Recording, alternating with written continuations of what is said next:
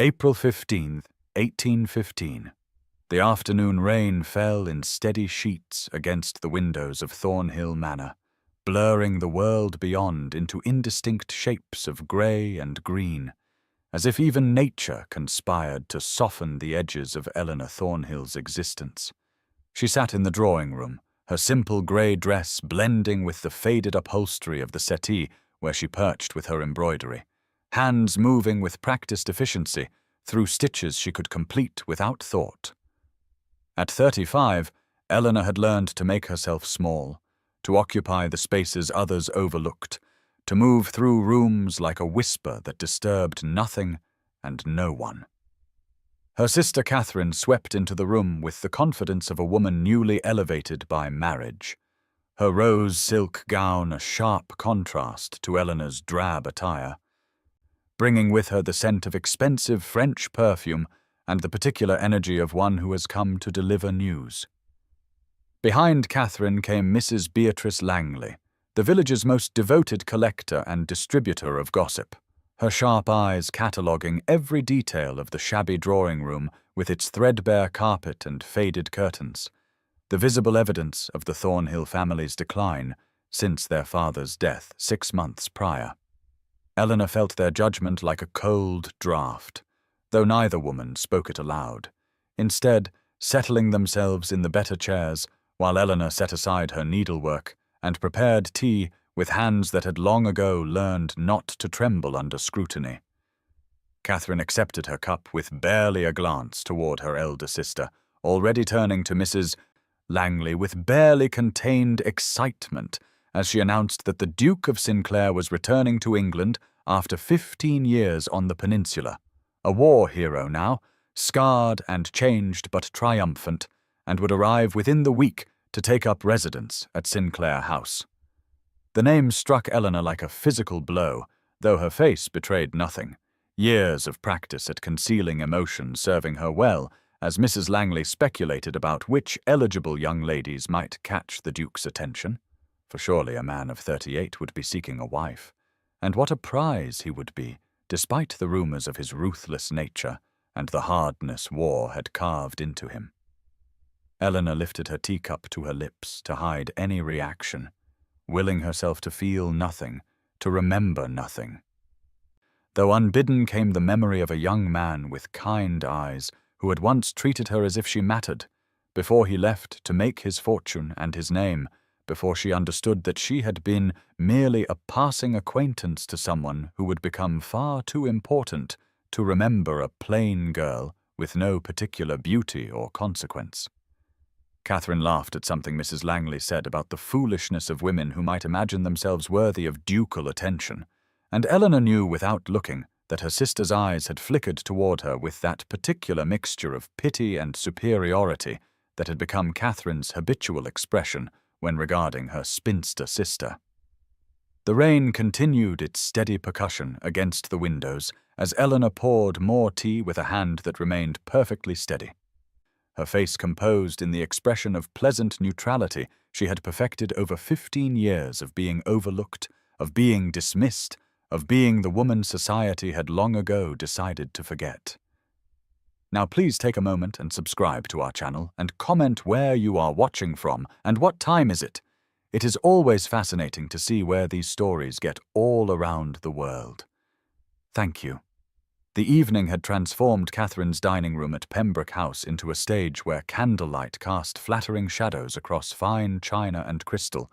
though no amount of gentle illumination could soften the sharp edges of the conversation that unfolded over roasted pheasant and wine.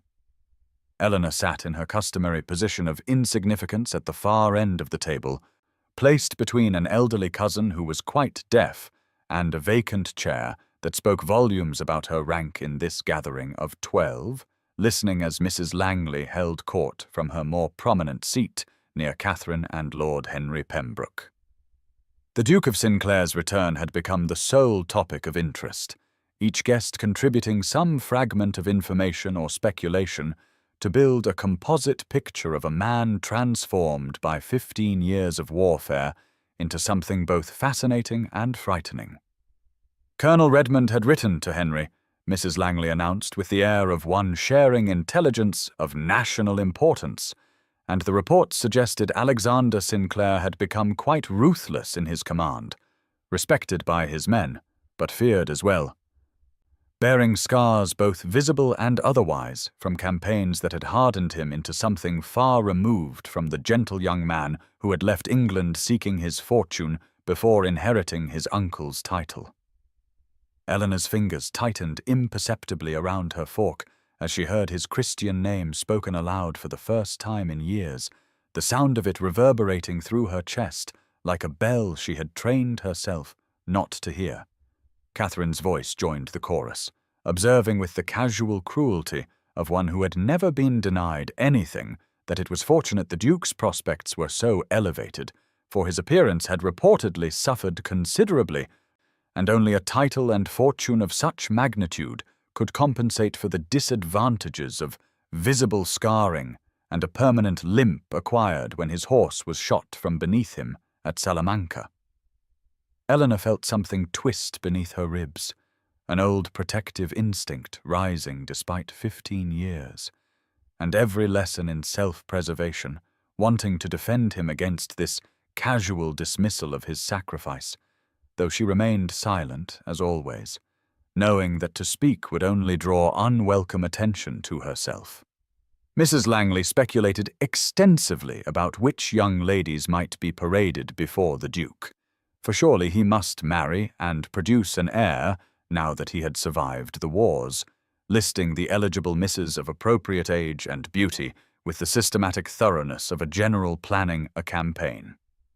Eleanor permitted herself one small sip of wine to steady the trembling that threatened to betray her composure, remembering with perfect clarity the last time she had seen Alexander Sinclair on an April morning much like this one, when she had been 20 and foolish enough to believe that the warmth in his eyes when he looked at her meant something beyond kindness,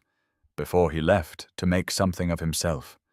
and she remained behind to learn the hard truth that she had been merely a passing acquaintance in a life destined for far greater things than a plain girl with no fortune could offer. Henry's voice cut through her reverie with unexpected gentleness,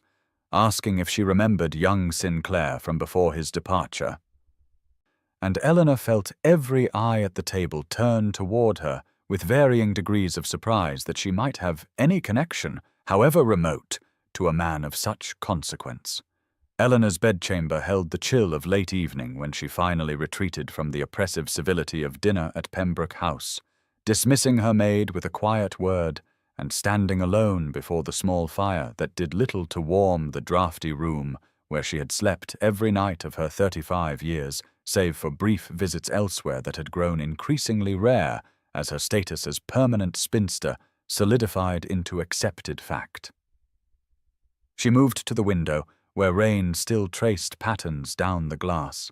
her reflection ghostly and indistinct in the wavering candlelight, and pressed her fingertips against the cold pane as if she could touch the past that suddenly felt too close,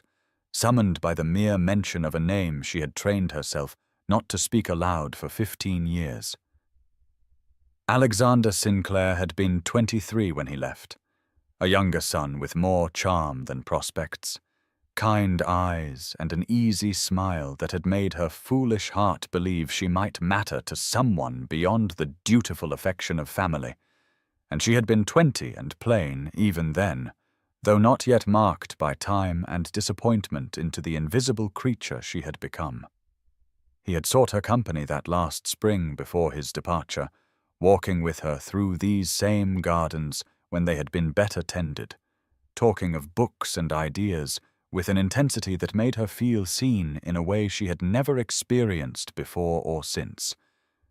And she had convinced herself with the dangerous optimism of youth that his attention meant something more than the kindness of a restless young man filling empty hours before embarking on a grand adventure. Eleanor moved to her dressing table and opened the lowest drawer, where beneath carefully folded handkerchiefs lay a small wooden box she had not opened in years, though she knew precisely what it contained, her fingers trembling now as they had not trembled earlier under Catherine's contemptuous gaze or Mrs. Langley's calculated speculation. Inside the box lay a single pressed wildflower, a delicate thing long ago faded to brown fragility, which Alexander had picked for her on their last walk together, and presented with a smile that had made her believe in futures that could never exist for women like her.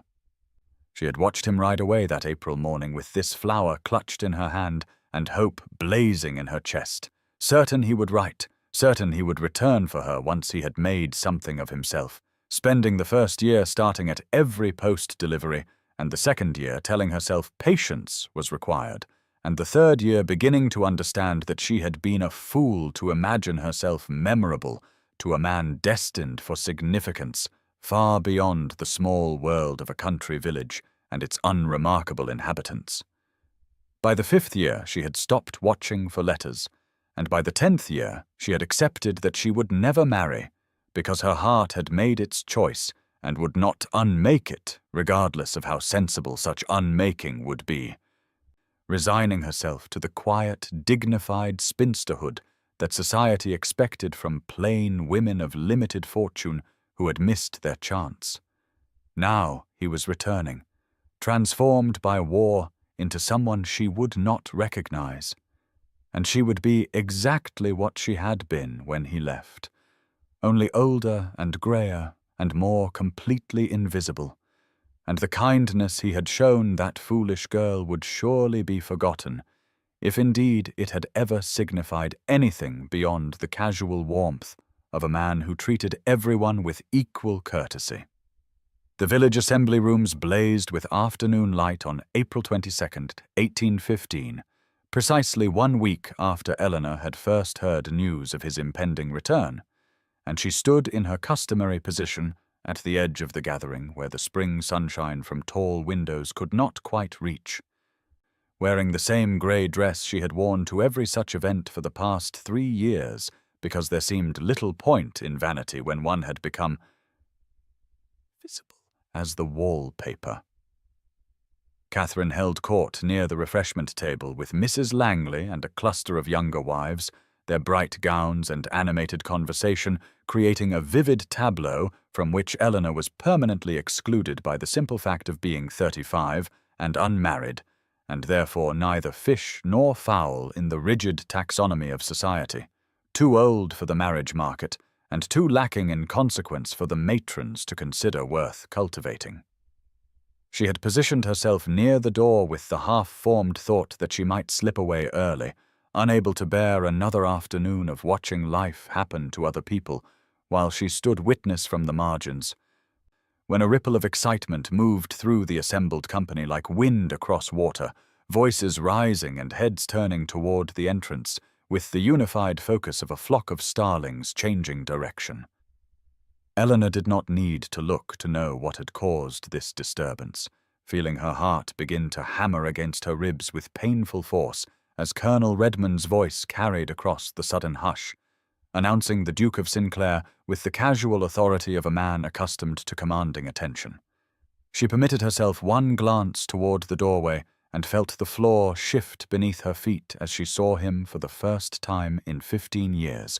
this man who had once been Alexander, but was now someone both familiar and utterly transformed, taller than she remembered, or perhaps merely more commanding in his bearing. Shoulders broad beneath a perfectly tailored coat of midnight blue that spoke of wealth and taste, but it was his face that stopped her breath entirely. A scar ran from his left temple down across his cheekbone, pale against sun-weathered skin, pulling slightly at the corner of his eye, and giving him an expression of permanent intensity that the young man she remembered had never possessed. And when he moved into the room, she saw the subtle hitch in his stride, the carefully controlled compensation for an injury that had clearly never fully healed, his right hand resting briefly on the head of a walking stick he carried with unconscious grace. He was scanning the room with the systematic thoroughness of a military man assessing terrain, and Eleanor found herself pressing back against the wall as if she could disappear into it entirely,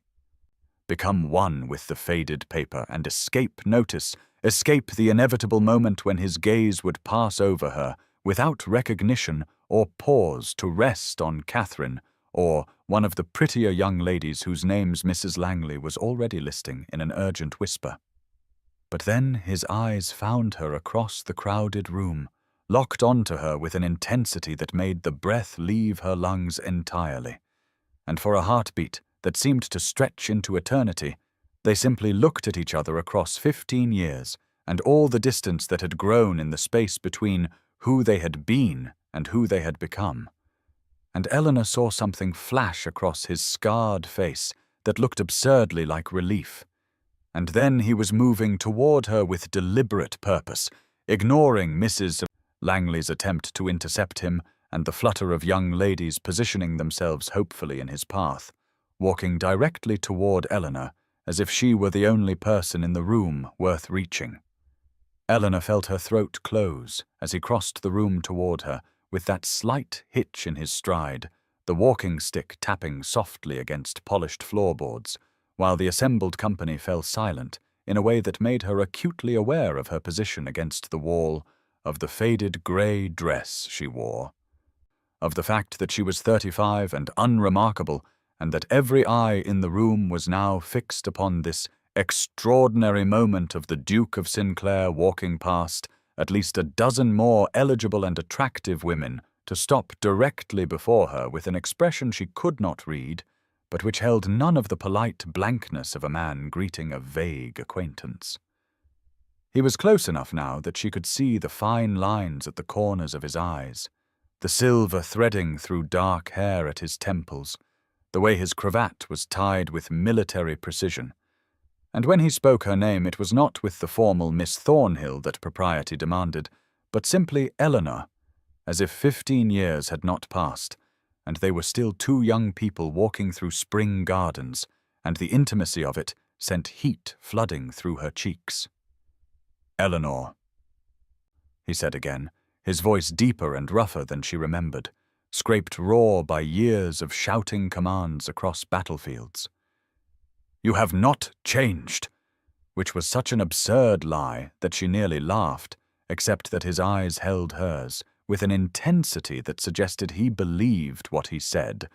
or at least wanted her to believe that he believed it. "Your Grace," she managed, her voice emerging steadier than she had any right to expect, given that her heart was trying to beat its way out of her chest. "I hope you are well," which was possibly the most insipid thing she could have said, but all higher cognitive function had abandoned her the moment he had looked at her with recognition, with purpose, with something that looked dangerously like pleasure. He smiled then, a slight pulling at one corner of his mouth that the scar made almost crooked, and she saw a flash of the young man he had been beneath this hardened warrior he had become. "I am much improved for seeing you," he said,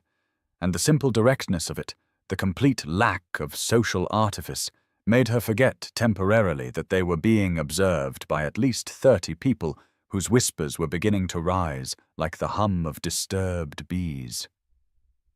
"I had hoped to find you here," he continued, shifting his weight slightly in a way that suggested his leg pained him, though his expression remained unchanged. "I have thought of you often these past years." Eleanor felt the room tilt, felt Mrs. Langley's shock and Catherine's astonishment pressing against her like physical forces, and all she could think was that this could not be real, could not be happening, that she would wake in her cold bedchamber to find it had been a dream born of desperate longing and the pressed flower she had kept hidden for 15 years. "You remember me," she whispered, the words escaping before she could stop them, and something fierce flashed across his scarred face. "I remember everything," Alexander said quietly, and reached for her hand. Eleanor had not slept more than an hour the previous night, lying awake in her narrow bed while moonlight crept across the worn floorboards, and her mind replayed every moment of those extraordinary minutes when Alexander Sinclair had crossed a crowded room to speak her name with such intimacy, to look at her as though 15 years had not passed, and she had not become invisible. And when the Morning Post arrived at Thornhill Manor on April the 23rd, 1815. She was already dressed and seated in the small breakfast room that caught the morning sun, trying to focus on a cup of tea that had gone cold, while she pretended to read a book she could not have summarized if her life depended upon it. Margaret Ashworth brought in the silver salver with its single cream envelope, her expression carefully neutral in that way that suggested she knew something significant was happening, and Eleanor felt her hands begin to tremble even before she recognized the bold black script that spelled out her name with almost military precision. She broke the seal with fingers that felt disconnected from her body and unfolded heavy paper that bore the Sinclair crest embossed at the top.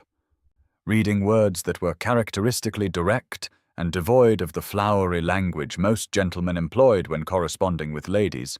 asking in plain terms if she would do him the honor of riding with him tomorrow morning at 10, so that they might speak privately away from the curiosity of society. And she read it 3 times to be certain she had not imagined the request, before pressing the paper against her chest and closing her eyes while her heart performed acrobatics that seemed inappropriate for a woman of 35 years. Margaret cleared her throat softly, and Eleanor looked up to find her companion watching with an expression that held something terribly close to hope. And when Catherine swept into the breakfast room moments later with color high in her cheeks and speculation bright in her eyes, clearly having heard from some source about yesterday's public encounter, Eleanor felt the weight of reality descend upon the fragile bubble of possibility that had been expanding in her chest since she had read Alexander's words. Catherine settled into the chair opposite with the air of someone preparing for an interrogation, smoothing her morning dress of primrose silk that made Eleanor acutely aware of her own faded cotton wrapper, and asked with studied casualness what Eleanor intended to do about the Duke's extraordinary attention, whether she truly believed a man of his consequence could be serious in his regard for a woman of Eleanor's years and circumstances, whether it would not be wiser to discourage expectations that could only lead to disappointment and quite possibly public humiliation when he inevitably realized his mistake. The words landed like stones in still water, each one sending ripples of doubt through Eleanor's tentative joy, and she felt the old familiar weight of resignation beginning to settle over her shoulders like a cloak she had worn so long it felt more natural than hope. Until Margaret set down the teapot with enough force to rattle the china and said in a voice that brooked no argument that perhaps Catherine might consider the possibility that the Duke knew his own mind and had demonstrated remarkably good judgment in recognizing quality that others had been too blind or too foolish to appreciate. Eleanor looked at her companion with something like wonder, seeing the fierce loyalty in Margaret's plain face, and then looked down at the letter still clutched in her hand, at the strong, confident script that had asked simply and directly for her company, and felt something shift inside her chest, some small ember of defiance catching flame, and she heard herself say with more steadiness than she felt that yes, she would accept the Duke's invitation, she would ride with him tomorrow at 10, and if that proved to be a mistake, then at least it would be her mistake to make. Alexander arrived at Thornhill Manor at precisely 10 on the morning of April 24th, 1815, riding a black stallion that shifted restlessly beneath him while he dismounted with the careful control of a man whose left leg no longer bent quite as it should, and Eleanor watched from the drawing-room window as he handed the reins to the stable-boy and turned toward the house with that same purposeful stride she had observed at the assembly, her heart performing gymnastics that seemed inappropriate for a woman who had spent 15 years cultivating composure. Margaret had helped her dress in the one riding habit she owned, a dark green wool that was at least 5 years old but still fit reasonably well, and had pinned Eleanor's hair in a simple arrangement that would withstand wind and movement, saying nothing but squeezing Eleanor's shoulder in a gesture of encouragement before retreating to give her privacy for this meeting that felt weighted with possibilities Eleanor was afraid to examine too closely. He was shown into the drawing-room by their elderly butler, filling the space with his presence in a way that made the familiar room feel suddenly smaller.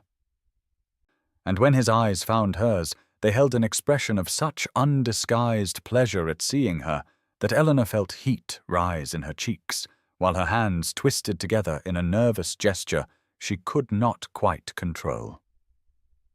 "You look well,"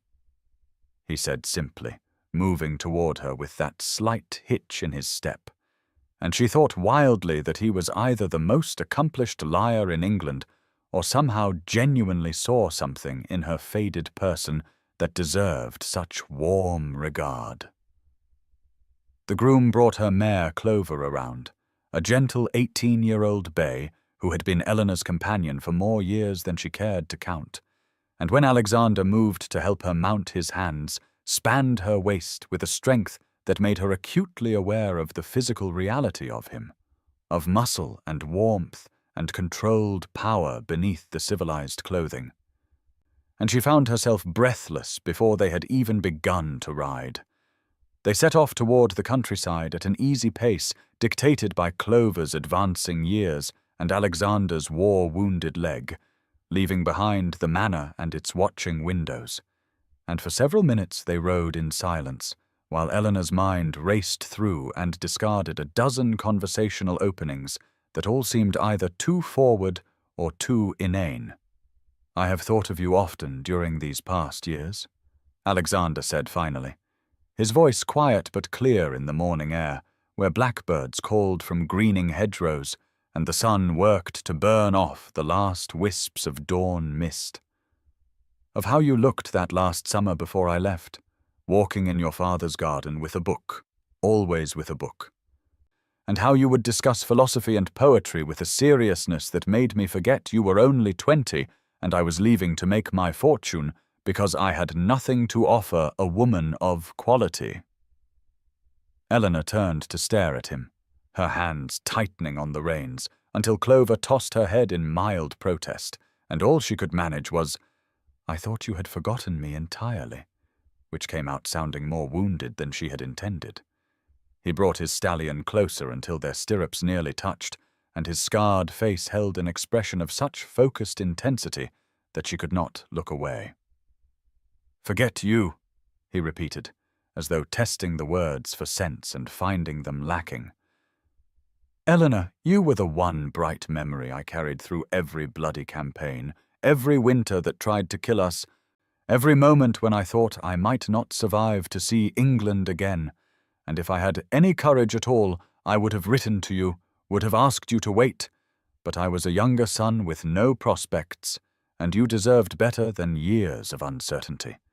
The raw honesty of it struck her like a physical blow, and she felt the careful walls she had built around hope beginning to crack, felt 15 years of resignation and settling, and convincing herself that love was not meant for women like her starting to crumble into dust. Eleanor had seen Alexander 3 times in the 2 days following their ride through the countryside, once when he called at Thornhill Manor with Colonel Redmond and stayed for tea, once at church on Sunday, where he had positioned himself in the pew directly across from her family, and looked at her with such warm regard that she felt the eyes of the entire congregation upon them,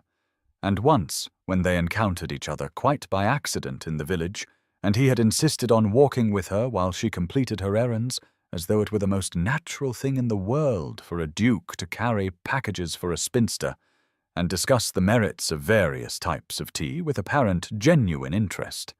And by the afternoon of April the 26th, 1815, when Catherine hosted her weekly tea at Pembroke House, Eleanor's name was on every tongue in the county, and speculation had reached a fever pitch that she could feel like electricity in the air the moment she entered her sister's elegant drawing-room. Mrs. Beatrice Langley was already established in the best chair near the window, where afternoon light showed her lavender silk to advantage, and the moment Eleanor appeared, she fell silent in that deliberate way that made it abundantly clear she had been discussing Eleanor just seconds before, and the 3 other ladies present, Mrs. Harrington and the Misses Whitmore, turned to regard Eleanor with expressions that held curiosity and something that looked uncomfortably like pity. Catherine poured tea with studied grace, and asked in a voice of careful neutrality how Eleanor was enjoying the Duke's attentions, whether it was not quite overwhelming to find oneself the object of such unexpected notice. And before Eleanor could formulate a response, Mrs. Langley leaned forward with her sharp eyes bright, and said in tones of sugared concern that they were all simply beside themselves trying to understand what could possibly account for his Grace's extraordinary interest.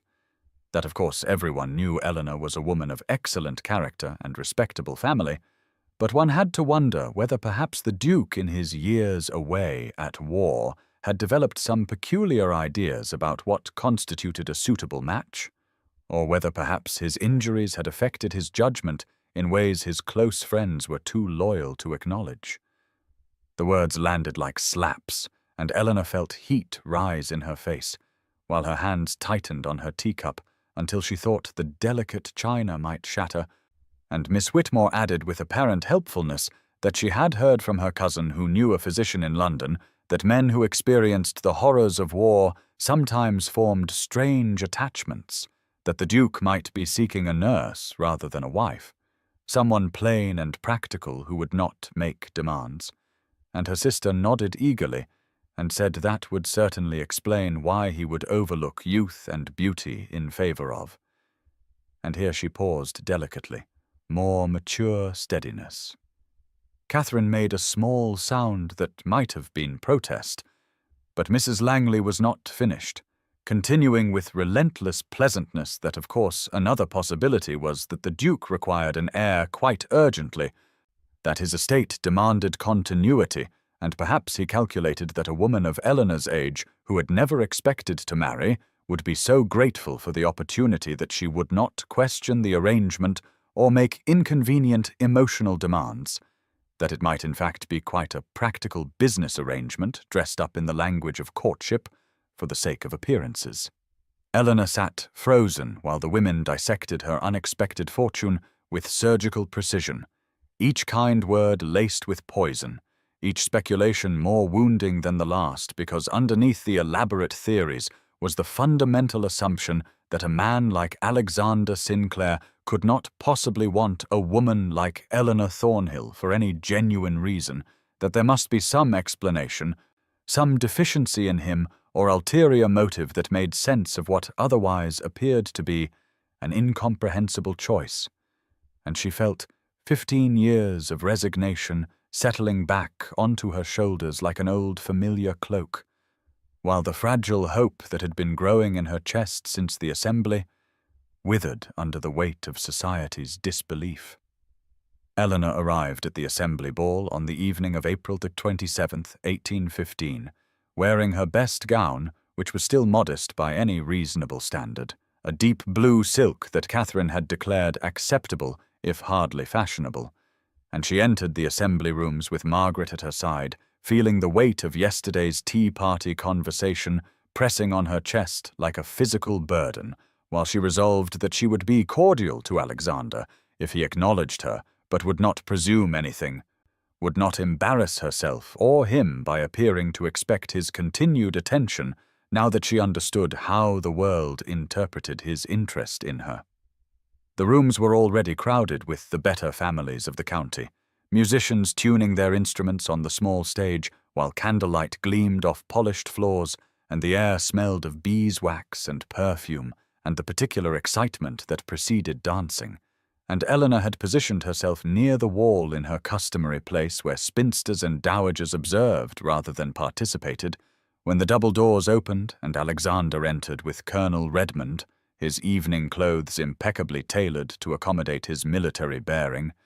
and his eyes swept the room with the systematic thoroughness of a man trained to assess terrain until they found her and stopped. And the relief and warmth that flooded his scarred face made her breath catch while her heart performed that now familiar gymnastics routine that seemed to happen whenever he looked at her. He crossed the room with that slight limp that made his purposeful stride no less commanding, and Eleanor was acutely aware that every eye in the assembly followed his progress, that Mrs. Langley stood not 10 feet away watching with avid interest, that Catherine had frozen mid-conversation with the vicar's wife, and when Alexander reached Eleanor, he bowed with perfect formality before saying, in a voice pitched to carry, that he hoped she had saved him the honor of several dances. And before she could formulate a response that would protect them both from further speculation, he had taken her hand and was leading her onto the floor while the musicians struck up a waltz.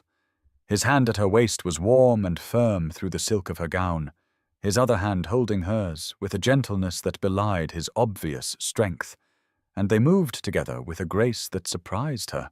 until she realized he was an excellent dancer, despite his injured leg, that he compensated for the slight stiffness with small adjustments that made following him effortless, and he looked down at her with an expression of such focused attention that she forgot about the watching crowd and said quietly that she would understand if he wished to dance with some of the younger ladies, that she did not want him to feel obligated, and his hand tightened at her waist while something dangerous flashed in his grey eyes. Obligated, he repeated, and his voice held an edge she had not heard before, the tone of a man accustomed to command and not particularly patient with opposition. Eleanor, I have danced with precisely 3 women since I returned to England, twice with the hostess at gatherings where courtesy demanded it, and every other time with you. And if you imagine I am acting from obligation or pity or any motive other than the simple fact that I find your company the only thing in this damned county that makes these social occasions bearable, then you have been listening to people whose opinions matter not at all. The raw honesty of it struck her silent, while they turned through the figures of the waltz. And when the music ended, he did not release her, but stood holding her hand for a moment too long while the assembly watched and whispered. And then he led her from the floor, not back to her place by the wall, but toward the refreshment table where Mrs. Langley held court, and Eleanor felt panic rise as he stopped directly before the older woman and said with perfect cold politeness that he understood there had been some speculation about his intentions toward Miss Thornhill, and he wished to clarify for anyone who might be confused that he was courting her with the express purpose of making her his duchess, that he found her to be a woman of extraordinary intelligence, grace and character, and that he considered himself remarkably fortunate that she had consented to consider his suit. The shocked silence that followed Alexander's declaration lasted perhaps 3 heartbeats before Mrs. Langley recovered enough to produce a strained smile and offer fluttering congratulations, and Eleanor stood frozen beside him while her mind struggled to comprehend what had just happened, that he had publicly claimed her before the entire assembly, that there could now be no doubt about his intentions or her altered position in society, and when he finally released her hand to accept Colonel Redmond's hearty handshake, she felt simultaneously exposed and protected in a way that made her dizzy with contradictory emotions. The remainder of the ball passed in a blur of faces offering congratulations that ranged from genuine warmth to barely concealed astonishment, and Eleanor danced 2 more sets with Alexander while the assembly watched and whispered, and she was acutely aware that everything had changed irrevocably, that she could not retreat back into comfortable invisibility even if she wished to, which she did not, she realized, because the look in Alexander's eyes when he gazed down at her while they moved through the figures of a country dance held such unmistakable desire and tenderness that she felt something fundamental shift in her understanding of what might be possible for her life. Catherine departed early, pleading fatigue, and Lord Henry quietly told Eleanor that she had his support and best wishes before shepherding his wife to their carriage. And by midnight, when Alexander escorted Eleanor and Margaret back to Thornhill Manor, the cool April night was brilliant with stars, and she felt as though she were moving through a dream. He handed her down from the carriage with particular care, his strong fingers lingering on hers for a moment longer than strictly necessary, and when Margaret tactfully drifted toward the manor entrance to allow them privacy, Alexander drew Eleanor toward the terrace, where lamplight from the drawing-room windows spilled across ancient flagstones, and night air carried the scent of early lilac. She was trembling, though, whether from cold or overwhelming emotion, she could not have said, And when Alexander removed his evening coat and settled it around her shoulders, the gesture was so tender, and the warmth of the fabric still holding his body, heat so intimate that tears stung her eyes, while she struggled to find words for everything she was feeling. He stood very close, his damaged face serious in the mixed light of stars and lamplight, and said quietly that he owed her honesty about the past, that he could not, in good conscience, continue courting her without explaining why he had left 15 years ago and what she had meant to him then, and Eleanor's heart began to pound so hard she thought he must surely hear it. When he was 23 years old, Alexander said, he had been the second son with no prospects beyond a military commission purchased with borrowed funds, no fortune and no estate, and no right to speak of affection to the daughter of a respectable gentleman like Charles Thornhill. And Eleanor had been 20 years old and so lovely in her quiet way that it had hurt to look at her. And he had loved her with the desperate certainty of young men who have nothing to offer except feelings that society deemed insufficient basis for marriage. And so he had left for the peninsula without speaking, because he could not bear to presume or to see pity in her eyes. Eleanor woke on the morning of April 30th, 1815, with a happiness so unfamiliar it felt like wearing someone else's skin. And she came down to breakfast at Thornhill Manor with colour in her cheeks and lightness in her step that Margaret noticed immediately with an approving smile, but Catherine, who had arrived unexpectedly early, sat rigid in the morning room with her hands folded over her slightly rounded belly, and an expression that transformed Eleanor's joy into immediate apprehension. Alexander had called the previous day to formally request permission to court Eleanor with the intention of proposing marriage, and though there was no Hull head of household to grant such permission,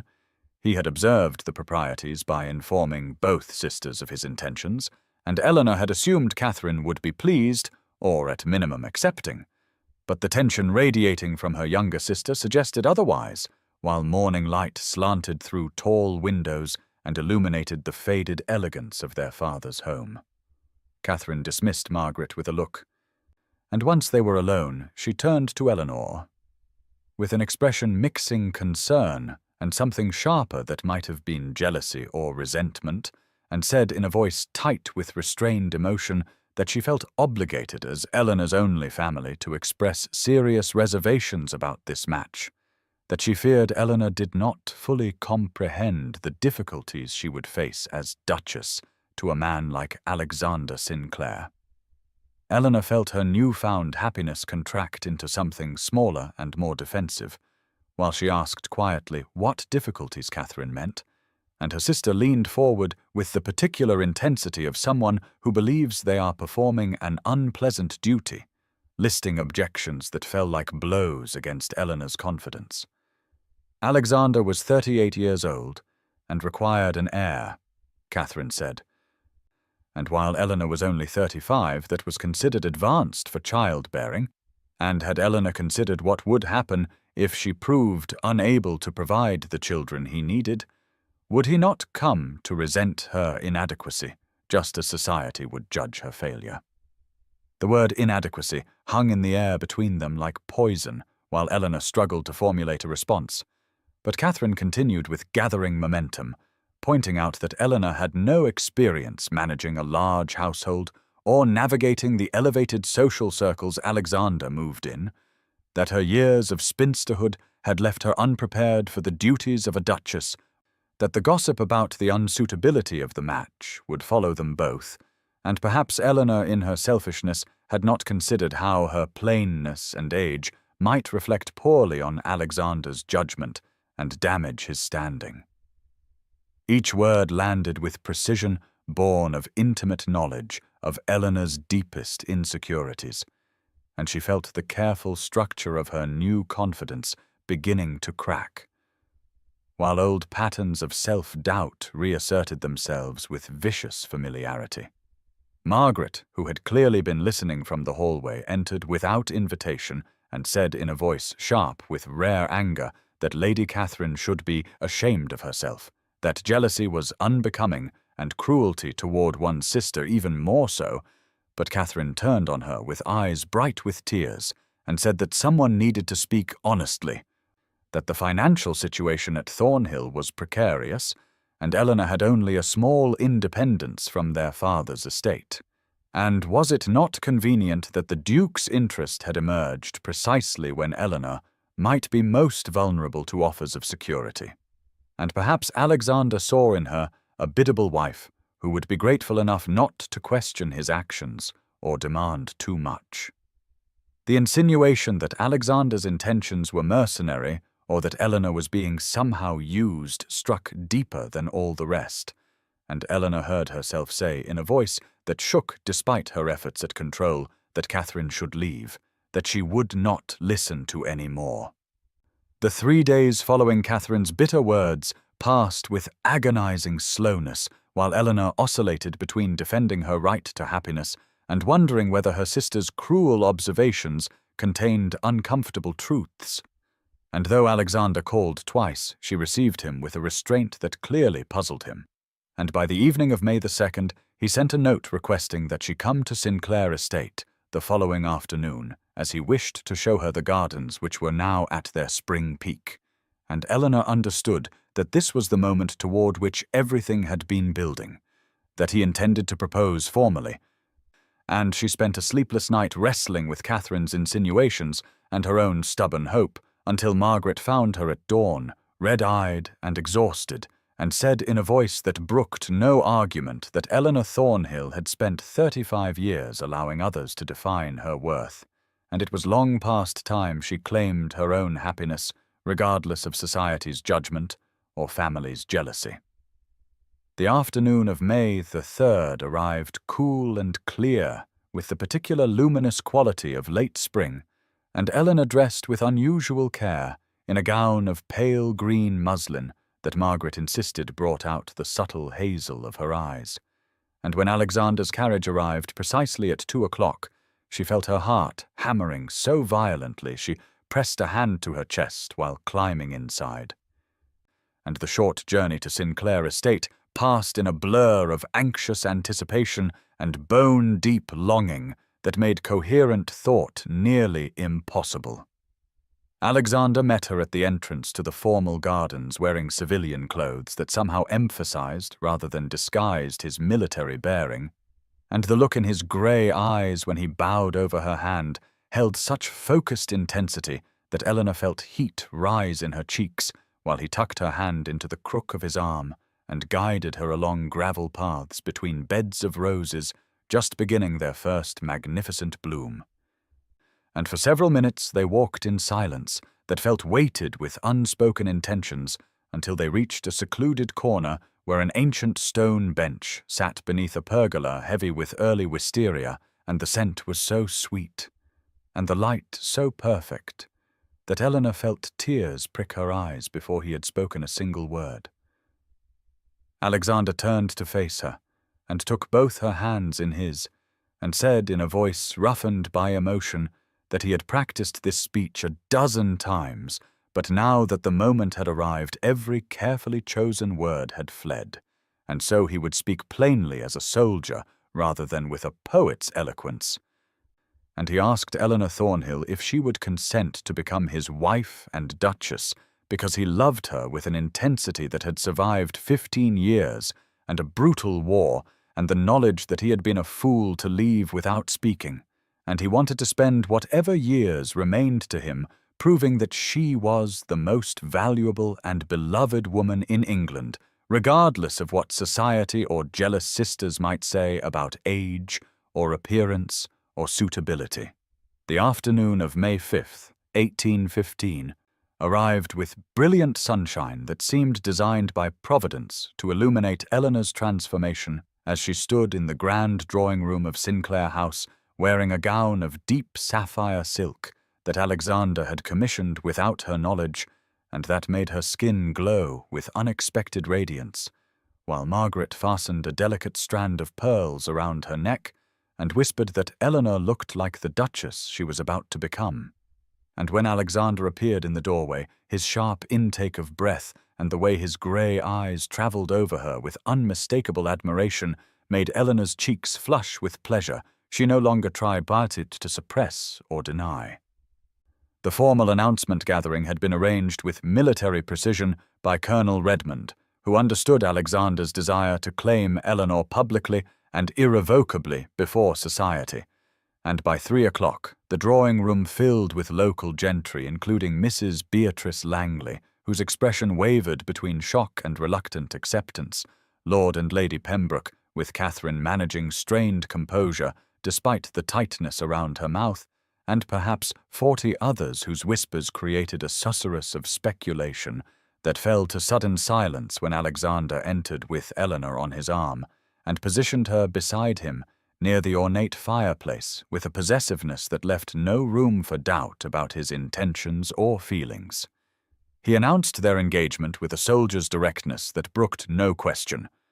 stating that Miss Eleanor Thornhill had consented to become his Duchess and that they would marry on June 15th at the parish church with a wedding breakfast to follow at Sinclair House. And the engagement ring on Eleanor's left hand caught the afternoon light with flashes of sapphire and diamond that matched her gown in what she realized was deliberate coordination that spoke to how thoroughly Alexander had planned this moment of public claiming. Colonel Redmond raised his glass first in a toast that praised Eleanor's grace and intelligence and Alexander's extraordinary good fortune, and gradually others followed with varying degrees of enthusiasm, while Mrs. Langley approached with a smile that did not quite reach her eyes to offer congratulations that sounded like they had been extracted under duress. And Eleanor surprised herself by meeting the older woman's gaze steadily and thanking her with a graciousness that came from newfound security rather than social performance. Catherine's congratulations when they came were stiff and formal, with Henry standing supportively at her side and offering Eleanor a genuine smile of approval that suggested he at least understood what a rare thing his wife's sister had found. And Eleanor felt compassion rather than resentment for Catherine's struggle to reconcile jealousy with familial obligation while watching her younger sister claim a happiness and status that exceeded anything Catherine had achieved through her own advantageous marriage. Alexander remained at Eleanor's side throughout the afternoon, with his hand frequently at the small of her back, or holding hers with casual intimacy that demonstrated both possession and partnership. And she watched society adjust in real time to the reality of their union, while several younger women looked at her with something approaching envy, and older matrons recalculated their assessments of the spinster they had dismissed so thoroughly just 3 weeks earlier. The morning of May 15th, 1815, arrived with unseasonable warmth that had Margaret declaring it a good omen as she accompanied Eleanor into the village, where Madame Bisset maintained a modest establishment that nevertheless produced gowns of surprising elegance. And Eleanor felt a flutter of nervous excitement that still seemed foreign as she entered the shop where the modiste greeted her with a deference that would have been unthinkable. 6 weeks earlier, when she had been merely Miss Thornhill, the overlooked spinster, rather than the future Duchess of Sinclair, Alexander had insisted on accompanying them, despite Margaret's raised eyebrows about the impropriety of a gentleman involving himself in bridal fittings. But he waited in the small parlour with surprising patience, while Eleanor stood in her chemise, being draped in ivory silk that felt impossibly luxurious against skin, accustomed to serviceable muslins and practical wools. And when Madame Bisset asked her to step out so the Duke might approve the initial draping, Eleanor felt heat rise in her cheeks at the intimacy of presenting herself in such an unfinished state. Alexander's grey eyes travelled over her with an intensity that made her breath catch while he circled slowly, and then requested that the neckline be raised slightly and seed pearls added to the bodice in a pattern that he sketched quickly on paper, and Eleanor realized with a rush of tenderness that he had given considerable thought to what would make her feel both beautiful and comfortable rather than exposed, and his attention to such details spoke to a care that went beyond mere attraction into something deeper and more sustaining. The fitting continued for another hour, with Margaret offering opinions about sleeve length and train management, while Alexander sat reviewing correspondence, but looking up frequently to catch Eleanor's eye with small smiles that made her heart lift. And when Madame Bisset finally declared herself satisfied, and Eleanor had dressed again in her walking gown of pale yellow muslin that Alexander had commissioned the previous week, she emerged to find him waiting with an expression of such open affection that she forgot to feel self-conscious about Margaret's knowing look. They walked together through the village, with Margaret trailing at a discreet distance that allowed for private conversation. And Alexander mentioned quietly that he had ordered new furnishings for the Duchess's chambers at Sinclair House and wished to know her preferences regarding colours and fabrics. And when Eleanor confessed that she had never given much thought to such things, having lived her entire adult life in rooms furnished by her mother's economical choices, decades earlier he stopped walking and took her hand and said with surprising intensity that she must learn to want things and claim preferences because she would be mistress of a great house, and he needed her to make it truly a home rather than merely the cold showplace it had been under his mother's rigid management. Eleanor felt tears prick her eyes at this invitation to claim space and authority, and she admitted in a voice barely above a whisper that sometimes she still woke believing the past month had been an elaborate dream and she would find herself again in her narrow bed at Thornhill Manor facing another day of invisible spinsterhood, and Alexander's response was to draw her into the relative privacy of a shop doorway and tip her chin up with gentle fingers, and tell her that he understood the persistence of old identities, but she must begin practicing the truth that she was loved and wanted and valued beyond any measure society might apply. The evening of May 28th, 1815, arrived under heavy clouds that promised storms and matched the sudden darkness that descended upon Eleanor's heart as she sat alone in the drawing-room of Thornhill Manor, attempting to concentrate on correspondence while thunder rumbled in the distance. And the weight of an overheard conversation from that afternoon pressed against her chest like a physical thing, making it difficult to draw full breath.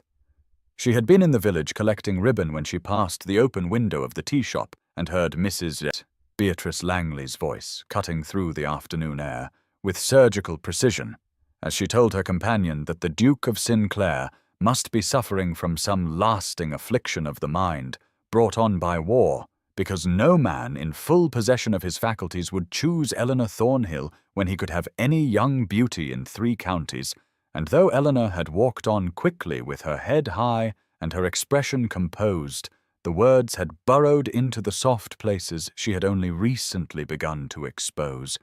and now they echoed with the insistence of truth in the gathering darkness. She had not seen Alexander for 2 days, as he had gone to London on business related to his estates, and though he had sent a brief note yesterday, promising to return by tomorrow, his absence now felt ominous and weighted with significance. Her anxious mind insisted on interpreting as evidence of doubt or regret, or the inevitable recognition that he had made a terrible mistake in choosing a 35-year-old spinster whose plainness had been remarked upon since girlhood. The wedding dress hung in her wardrobe upstairs, finished and perfect and impossibly beautiful, and Eleanor could not now look at it without feeling like an impostor preparing to play a role for which she was fundamentally unsuited. And the old familiar certainty of her own inadequacy rose up with such force that all the progress of the past 6 weeks seemed suddenly as insubstantial as morning mist burning away under harsh sunlight. Margaret found her there at 8 o'clock, sitting in darkness with tears streaming silently down her face, while rain began to patter against the windows, and the older woman lit a lamp and sat beside Eleanor and took her cold hands and listened without judgment as Eleanor confessed the afternoon's overheard cruelty and the panic that had been building ever since, the terrible fear that Alexander would wake one day soon and see her clearly and regret the commitment he had made in some temporary madness brought on by war and isolation, and that she would spend whatever years remained watching the light of love in his eyes dim into tolerance or resentment or pity, which would be worst of all. Margaret let her speak until the words ran out, and then said quietly that fear was natural, and old wounds reopened easily, and Eleanor must not mistake this moment of doubt for truth. And she reminded Eleanor of the way Alexander looked at her, and spoke to her, and the deliberate care with which he had courted her, despite society's judgment. And she said that love like his did not arise from delusion, but from recognition of real worth, that Eleanor must now practice believing even when old voices whispered their familiar poison. The morning of May 29th, 1815, arrived with pale sunlight breaking through dissipating storm clouds, as Eleanor stood in the garden of Thornhill Manor.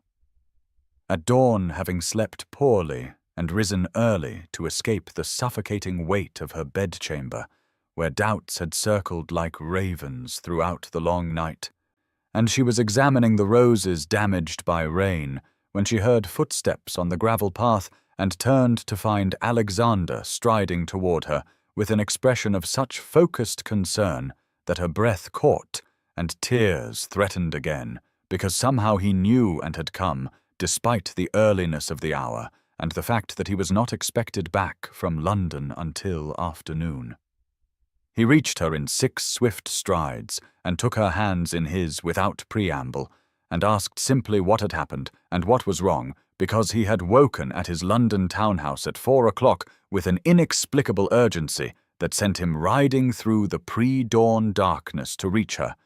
And Eleanor found that in the face of his physical presence and obvious distress on her behalf, she could not maintain pretense, but instead confessed in a voice made rough by crying about Mrs. Langley's overheard cruelty, and the panic that had seized her, and the terrible fear that he would someday regret choosing her,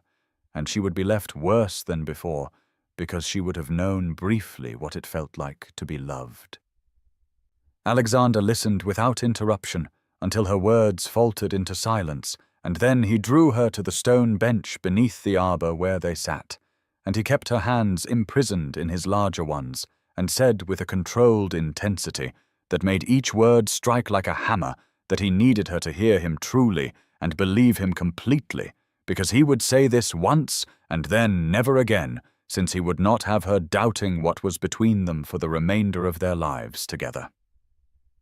He told her that he had seen horrors in war that would wake him sweating and shaking for years to come, and he had watched good men die in mud and blood and senseless waste, and the only thing that had sustained him through 15 years of that hell was the memory of her face and her laugh and the way she had listened to him in the garden at Thornhill Manor when they were young, and he was nobody of consequence.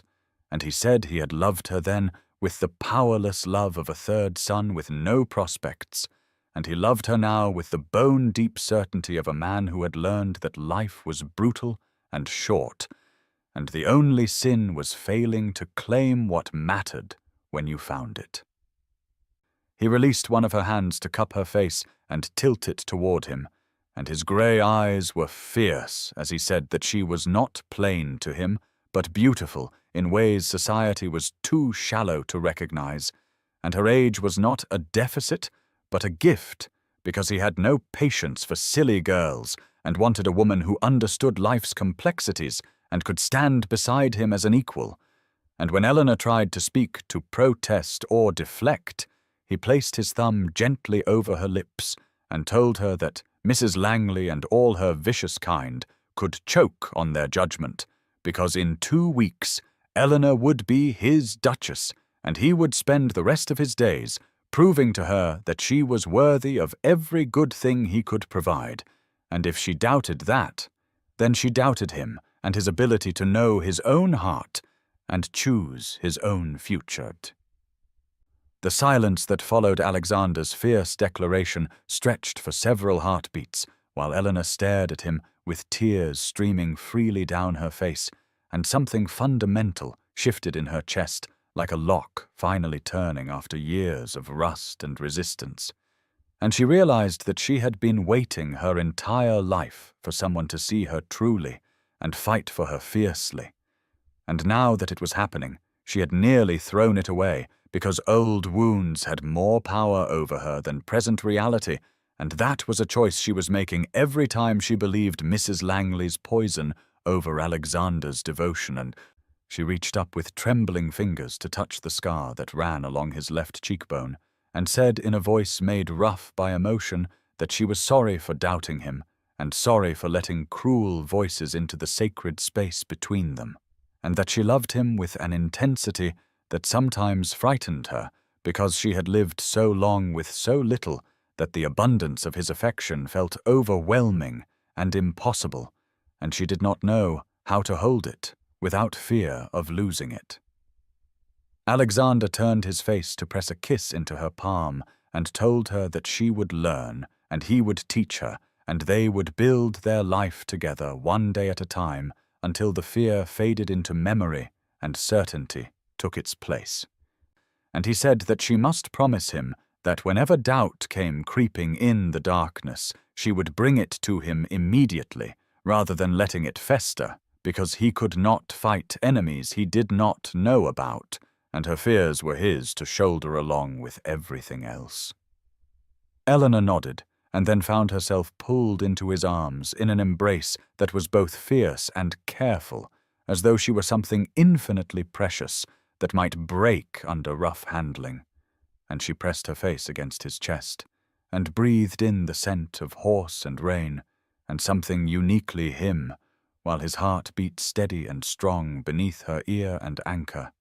She had not known she needed until this moment. They stood that way for a long time, while the morning sun climbed higher and began to dry the rain-soaked garden, and birds ventured out to sing tentative songs in the aftermath of the storm.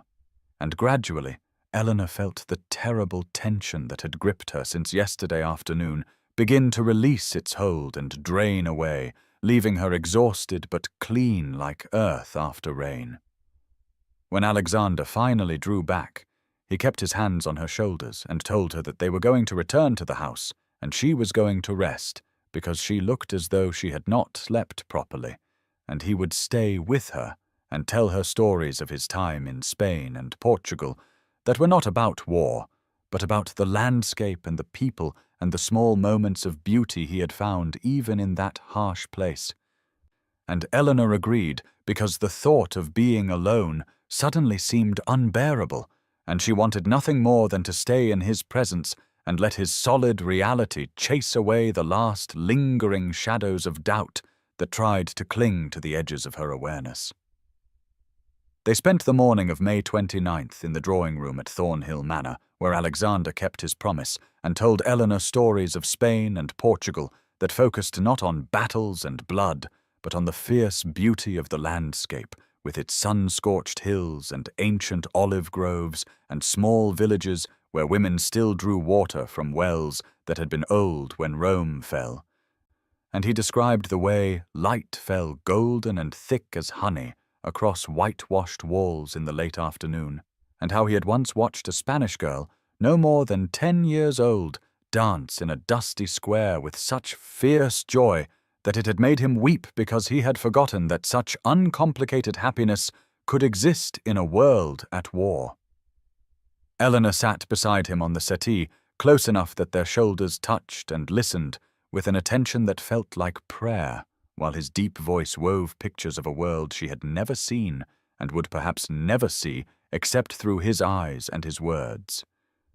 And she realized that this was what marriage would be for them, not just the formal union of names and estates, but this sharing of interior landscapes and the gradual mapping of each other's souls through accumulated stories and trusted confidences. He told her about a monastery high in the Portuguese mountains, where he had recuperated from a fever that nearly killed him, and where a silent monk had tended him with gentle hands and brought him thin soup and hard bread until he could sit up and then walk and then finally ride again. And Alexander said that during the long delirious nights of that fever, The monk had asked him in broken English if he had someone waiting for him back in England, and Alexander had answered yes, even though he had no right to claim her, and no certainty that she would still be unmarried or willing to receive him after so many years of silence.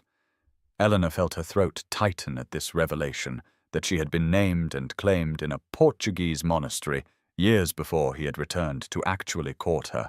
and she asked in a voice barely above a whisper why he had been so certain she would wait when he had made no promise and offered no commitment before he left. Alexander turned to look at her fully,